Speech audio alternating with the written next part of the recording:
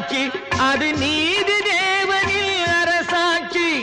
நெஞ்சுக்கு தேவை மனசாட்சி, அது நீதி தேவனில் அரசாட்சி.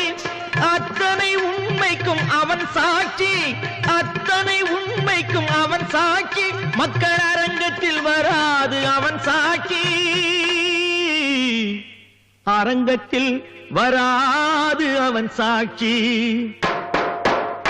கடவுள் ஏன் கல்லானா? மனம் கல்லாய் போன மனிதர்களாலே.